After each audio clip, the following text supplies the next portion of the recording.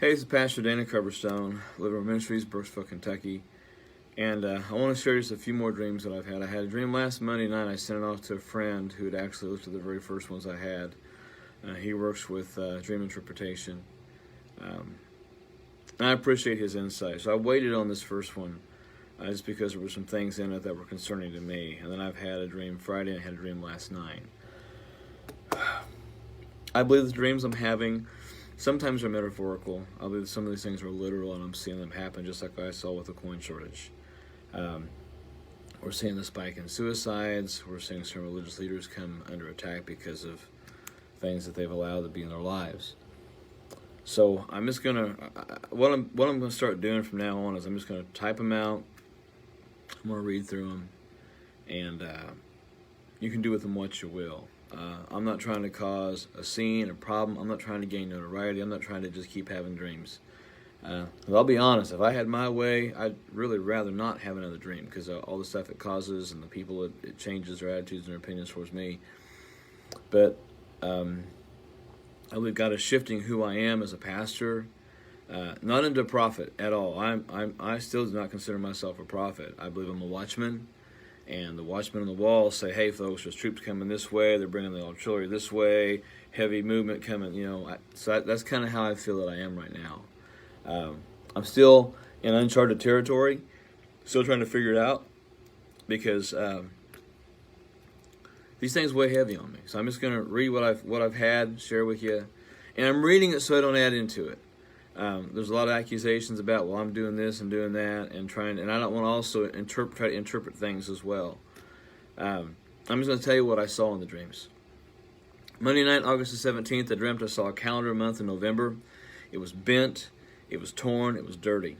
I saw trees in the backgrounds that were leafless, but there were a few trees that still had scarce amount of leaves on them, and they had turned. The leaves that were still on those trees had turned like it was about to rain. The sky was a dull gray with extreme cloud cover.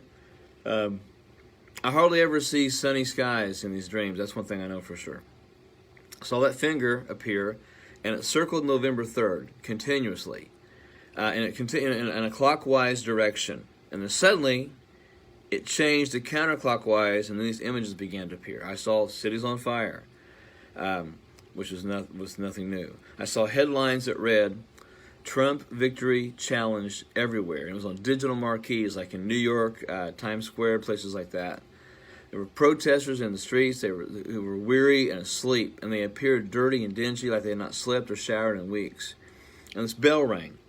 And suddenly these people come to life. They woke up and they started salivating like a dog, like Pavlov's dog situation. Big buckets of saliva. And it seemed to stain their shirts. And I saw people screaming and getting violent over the election results to the point that people were firing weapons just randomly into the air, into the sky. People were angry and people were mad. I saw a person with a sign and it said, the obvious winner is not so obvious, like a placard, the world's about to end, God is coming, get ready, whatever, one of those signs. But it said the obvious winner is not so obvious. And he held his head in shame. But the crowd was in a frenzy of hatred. They were even hitting each other with their signs and their banners and their wrath. And I saw more cities with pillars of smoke over them, like the wild firestorms in California right now. I saw crumbled and burned out buildings in Washington D.C. Not monuments, but businesses and commercial real estate.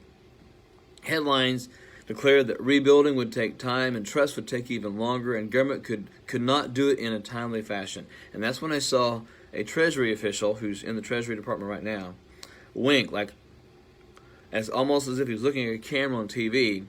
Big smile, open mouth, wink with right eye, and held it closed, and just kind of, almost like a sarcastic type thing. And then I saw a Conestoga wagon. Think Little House on the Prairie. And Kamala Harris was driving that wagon. It was led by two mules. And Joe Biden was not sitting with Kamala Harris. Joe Biden was riding on one of the mules on the left, on the far left, so to speak. And her side, there was a mechanical box that would trigger dynamite like you would see in the Wile E. Coyote movies, or cartoons where they push down and it blows up. It was in an upright position, though, like the trigger. And then the wind started blowing the wagon covering back, and it revealed several cases of like what I would consider to be Civil War type cases of dynamite. That era, the late 1800s, 1860s, 1870s. And most of it was in cases, stamped dynamite. There were some loose ones in an open wicker basket, which didn't fit the timeline, but it was there. And Harris began to whip the mules, and with the whip, and she was hitting Joe Biden as well. But Biden had no idea he was being whipped. He was not aware of what was happening, and the mules started moving and picking up speed. They were headed towards a target, and this is where I saw Hillary Clinton was standing behind President Trump. President Trump was on his knees, and she was wearing like a Wilma Flintstone dress. There were patches where it had not been finished yet. It wasn't seamed up. It wasn't sealed up. The collar wasn't on. There were like little strings just hanging all over the place. It was almost, it wasn't finished. It wasn't actually ready to be worn, I guess, for prime time or whatever what she was doing. It was very ugly, and she had this gaudy ring on her index finger. It looked like it had blood on it.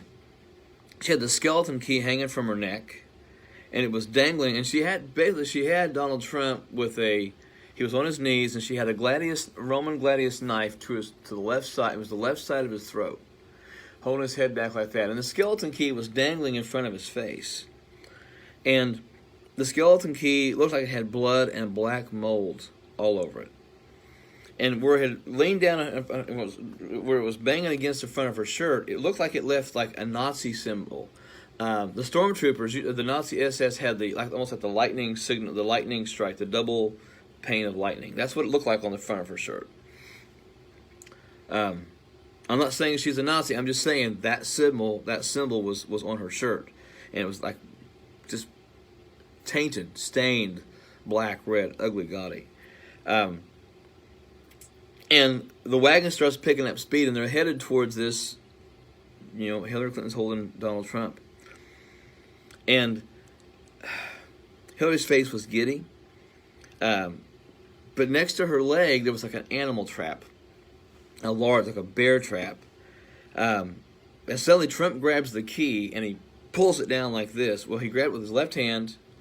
When she came down, he brought his right hand up and hit her in the face, in the chin. When she did that, she dropped the knife, and she stepped back. And the president began to run off quickly. Well, then she steps into the trap, and she's trying to get out, and she's trying to pick up the knife, and she can't lean over. She can't get the trap. She can't get the knife. And as the president runs, he's running towards the beast, which is the car he is usually in. I hear 3 gunshots, and they're handgun shots. This is not a shotgun or a rifle. This is a handgun shot. I hear 3 shots fired. And out of nowhere, I see 3 different, and it happens like there's one shot, then another, then another. But as Trump is running to the beast, a Secret Service agent jumps in front and gets one of the bullets, and then rolls to the ground. Trump keeps running. The second shot's fired. Another Secret Service agent jumps in front of Trump and takes the shot and hits the ground. And then the third Secret Service agent jumps in front of the third bullet that comes at him. And then he gets into the beast. And at that moment, what I saw was the Secret Service agents were around the beast, but instead of normal, modern, traditional AR-15s or guns, they had muskets. But the other thing I noticed in the dream, that none of them were wearing glasses. Most Secret Service agents that I've always seen have always had sunglasses. And I noticed in the dream, they're all standing around the car looking out with the muskets like this. Nobody has it like this. They've got the muskets up, and they're watching, and they're looking around. They're surrounding the car, looking out from the car. The car is moving slowly, and they're moving with the car. So those are the things I'm seeing now. Hillary tried to pull her leg away. She couldn't. And finally, the wagon struck her. There was just a huge explosion. And in the explosion, it threw the carcasses of the mules up on top of the building rubble. And the smoke was coming off them like they'd been grilled or something. Biden was laying face down in the middle of the street, and he had wheel tracks over the back of him. And there was a vulture sitting on his head. And I'm not trying to make fun. I'm not trying to disrespect anyone in political leadership at this moment. Those that know me know how I feel about certain people in leadership, but I still pray for these people. Harris was crying in disbelief, and her tears looked like they were the size of quarters. It was almost like she was crying quarters. The tears were as big as quarters, and it appeared like they were. It looked like quarters coming out of her eyes. There was a huge hole in the ground. Buildings were collapsed. And then I saw the church. There was a separation line, and there was no middle ground. No middle ground left. As the sides literally, but I guess in the dream, at this time in the dream, sides had to have been taken. There was fire on the altars in the churches around the nation, and the fire moved on the heads of people who had been praying. And above the heads of many people in the church, I saw an actual question mark symbol above their head, and they appeared confused by what they were seeing in the world in the church. And I heard a voice say, "Those who refuse to get ready will be wanting in the end. So brace yourself and tell others that I have warned them to brace themselves, for they are about to see even more shocking things." I'm thinking of Habakkuk there, a passage that I have preached from in the last several weeks. Friday night, August 21st, I simply saw the white figure appear, raised a finger to the sky, and he said, "Ready or not, nation, here it comes. Brace yourself." Just a rather quick and simple, play on hide and seek, I guess. And last night, Monday, August 24th, I saw a calendar. It was turning the month of November. It had shadows flickering all over it. I saw this light in the sky, a big light, very large, bright light, and then darkness. And then I began to make out like a morning. It was morning, and the night was going away, and the fog and the haze were drifting away. And I saw there were many Americans, and they were in like an emergency shelter. I'm not for sure, but it seemed to me it was more along the Gulf Coast area. These people were huddled together, and they were shivering. There were individuals laying on cots, and there were suitcases all over the place, and a lot of desperate looks on the faces of most everyone. There were encouragers in the crowd, though, and they all were wearing crosses.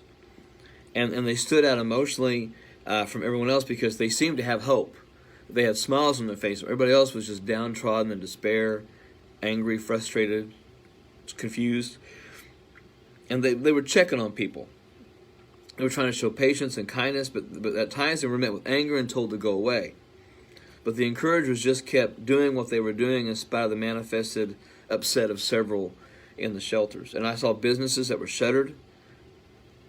In the bigger cities, I saw gas stations. It looked like people just walked away from them. And I saw headlines. And one read, "Shock and Awe in the U.S." And one read, "UN steps in to help host nation." And the nation was quiet. There wasn't war or riots or people fighting or screaming or yelling. The nation was quiet, almost like it had not awoken from a bad dream yet. That's what I was kind of sensing. The nation was fitful. It was suspicious. It was leery. I saw people just quietly looking around and taking everything in with their eyes. Hesitant. It's very like they were expecting something to happen. And the sun was shining behind the clouds, but it was not out yet. And then the white figure appeared again. And he said, "Remain braced as this calm comes before a gathering storm that recovery will have a hard time finding." Remain braced as this calm comes before a gathering storm that recovery will have a hard time finding. I'm just sharing what I'm seeing. I know I wasn't supposed to share the one dream last week. I think maybe for the piece I had last night, I get glimpses from time to time. But this one, another one of those I'm feeling. I'm trying to be obedient. That's it. I'm just trying to be obedient. So you do with these what you want. I have some understanding of what they mean. I've asked others to look at them and pray about them too. But